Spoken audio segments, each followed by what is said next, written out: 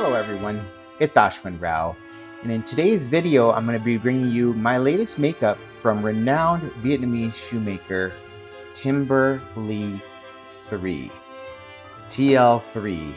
Timberly 3 has been making boots since 2017. For a long time this was the brand also known as Hephaestus, run by Thanh out of Vietnam. I think he's one of the most creative and innovative makers in terms of a company willing to explore and be a little bit more aggressive in their styling of boots. The makeups are a little bit more playful, energetic, and are eye-catching almost always. He uses really high-quality leathers, seems to have access to a lot of high-quality materials, and has a small group of craftsmen who assemble his boots and shoes. Because I've bought so many pairs from him, he has given me a discount. So I got this pair at about 50% of its typical retail. So I just wanted to be transparent. I'm a huge fan though. I've been buying Thanh boots for nearly 4 years now, and have 6 or 7 of his pairs in my current collection.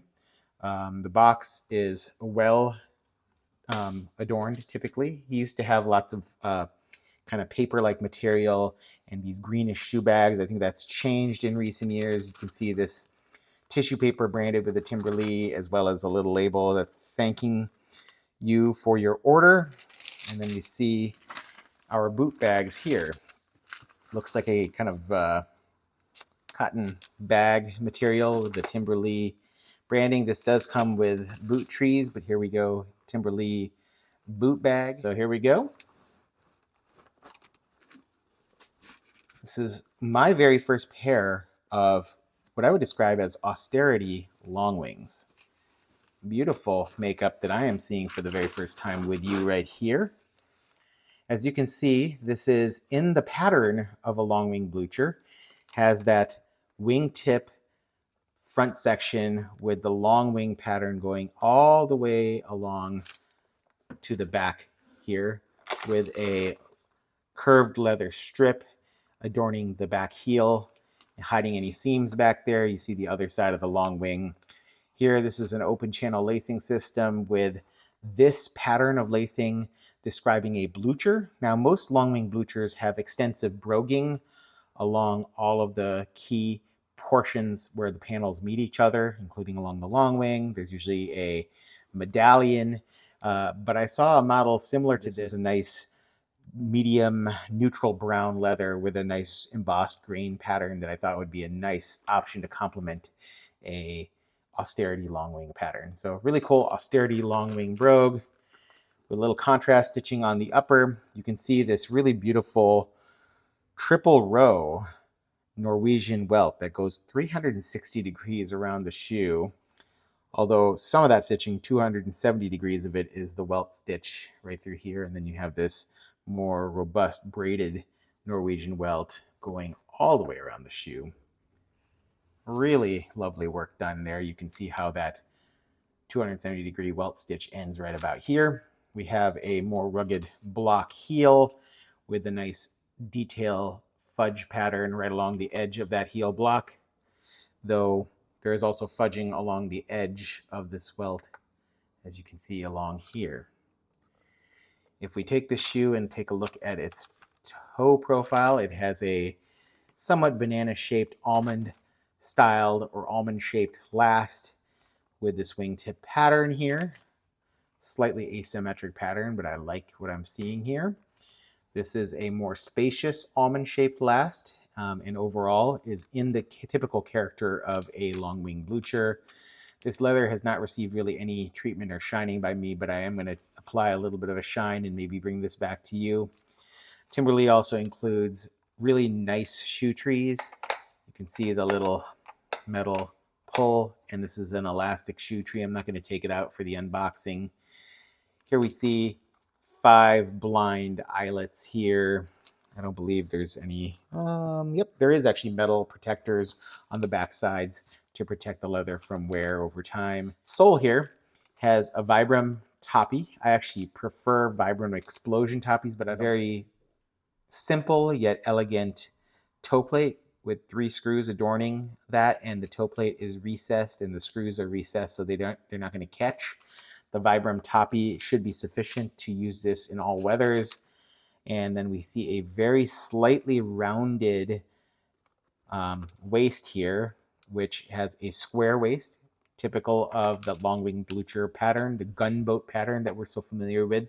There's no beveling or softening to this edge. It's a straight. See the Timberley brand, as well as some detailing along the edges of the toppies and the sides of each waist here.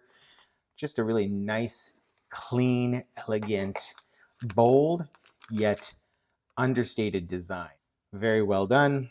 If I put this shoe away and bring out the other pair here and reveal boot number 2. Seems to be very nicely clicked. I don't see any issues with the details of the stitching. If I were to say anything, maybe this Norwegian welt was raised up here from the base of the leather there just slightly. But other than that, really cleanly done. Nary a stitch awry. Edge dressing is a nice chestnut color that kind of matches this dark walnut colored leather. This is a lined shoe, so fully lined from what I can tell, and has a little circle profile a la Floorshine, but it doesn't have anything written, at least not on this side. If I go to the other shoe, let me take a look. That one also doesn't have anything written. I've had other pairs of his where there is actually details regarding size and last and other things written in there, so a little funky there that wasn't included, but I pretty much know what I'm getting here because me and Thanh have been tied together for a long time, and his shoes fit me very well. So Timberley, give these guys a try. I'm going to give you a nice view with catching all different types of light. A couple other things I didn't talk about was the nice transition in this instep to the toe box. This appears to be a nice roomy toe box. We'll see once I get it fit. You can see how clean that stitching done on the upper is, with a very, very high stitch density on the stitching of the upper. It's something that I think Thanh Le really prides himself on, is some of the detailing that he is able to do. If I'm not mistaken, there is a welt stitch buried here underneath the fudging, which is also somewhere in the neighborhood of 13 stitches per inch. You get all-weather utilization with the rubber toppies, the rugged Longwing style, Blucher gunboat style fit, toe plate, rugged feel. It's a weighty boot, and it's a great option for those of you who want a shoe, but in the DNA of something that is feeling like it's built almost like a boot. With a shine applied using pure polish products, using these Wellington pig bristle and horsehair brushes, a very well used polishing rag, a water dapper, and pure polish products. They're high shine wax polish, dark brown paste wax polish. Those give you this shine after essentially 3 cycles of applications and some elbow grease. I do shine for a couple reasons. One is an aesthetic reason. Some people might prefer the more matte look that came with the shoe originally.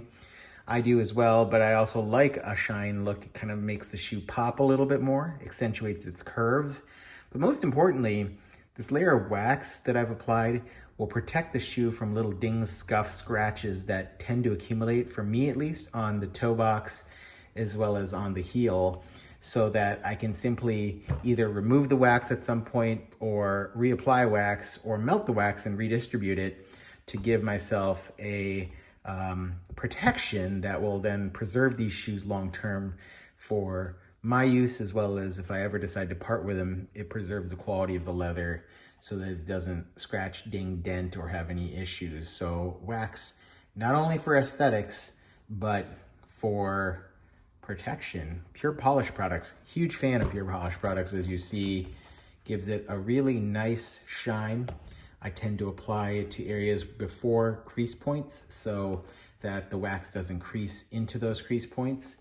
And I really just think that the shoe pops a little bit more once you apply the wax. So give Pure Polish a look. They are my favorite polish supply. I also love Paul Brungard products, which are a quick application, a little easier to use in some ways in terms of the application, but a little less robust shine that lasts over time. I find that the pure polish products give you a really nice shine. They smell incredible due to the use of orange oils, and they tend to hold their shine for a very long time and restore up really well. So I gotta say these are my favorite polishing products. Check out Timberly, beautiful Austerity Longwing Blucher, and have a good one. Take care and goodbye.